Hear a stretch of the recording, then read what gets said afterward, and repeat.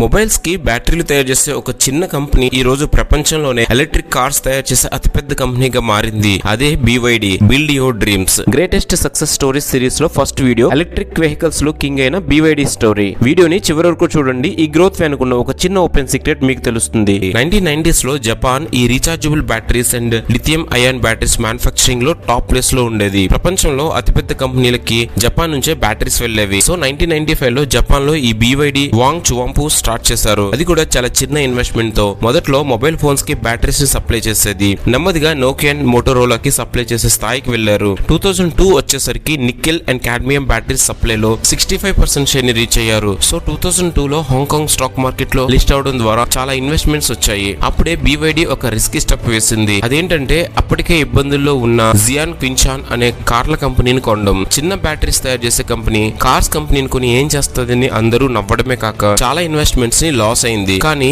వాంగ్ confidence ఏంటంటే battery technology ఉంది, future లో ఎలక్ట్రిక్ కార్స్ మార్కెట్ రైజ్ అవుతుంది. చైనాలో కొత్త కార్ కంపెనీస్ ని లైసెన్స్ తెచ్చుకోవడం అంటే అంత ఈజీ కాదు. సో కార్ కంపెనీ ఉంటే ప్రొడక్షన్ లైసెన్స్ ఈజీగా వస్తుంది అని ఆలోచించాడు. అయితే మొదట్లో డైరెక్ట్ గా ఈవీస్ ని తయారు చేయలేదు. పెట్రోల్ ఇంజిన్స్ తోనే కార్స్ వచ్చేవి. ఇప్పటికి చైనాలో కూడా ఎలక్ట్రిక్ వెహికల్స్ ని అంత నమ్మేవారు కాదు. అండ్ దీనికి కారణం సరైన ఇన్ఫ్రాస్ట్రక్చర్ అనేది లేకపోవడం. సో హైబ్రిడ్ కార్స్ ని బిల్డ్ చేయడం స్టార్ట్ చేసి నెమ్మదిగా బ్యాటరీ కార్స్ వైపు మారింది. బట్ సరైన గేమ్ స్టార్ట్ అయింది మాత్రం BYD నుండి బ్లేడ్ బ్యాటరీ ఇన్వెన్షన్ స్టార్ట్ అయిన తర్వాత. ఈ బ్యాటరీలో మోర్ సేఫ్టీ, డ్యూరబిలిటీ, లో మెయింటెనెన్స్ ఉండడంతో BYD తక్కువ రేట్లకే ఎలక్ట్రిక్ కార్స్ ని ఇవ్వడం స్టార్ట్ చేసింది. ఈవీలకి చైనా ఇచ్చే సబ్సిడీస్ తో కలిపి BYD ఎలక్ట్రిక్ కార్స్ మరింత తక్కువకే రావడంతో BYD ఈ రోజున టెస్లాకి కూడా బ్యాటరీస్ ని సప్లై చేయడంతో పాటు ప్రపంచంలోనే one of the top electric cars ని తయారు చేసే కంపెనీగా మారింది. చైనా లాంటి పెద్ద కంట్రీస్ కొన్నిసార్లు వరల్డ్ మార్కెట్ ని బీట్ చేయడానికి కొన్ని కంపెనీస్ కి కొన్ని ఫేవర్స్ చేస్తూ ఉంటాయి. BYD సక్సెస్ లో ఉన్న ఓపెన్ సీక్రెట్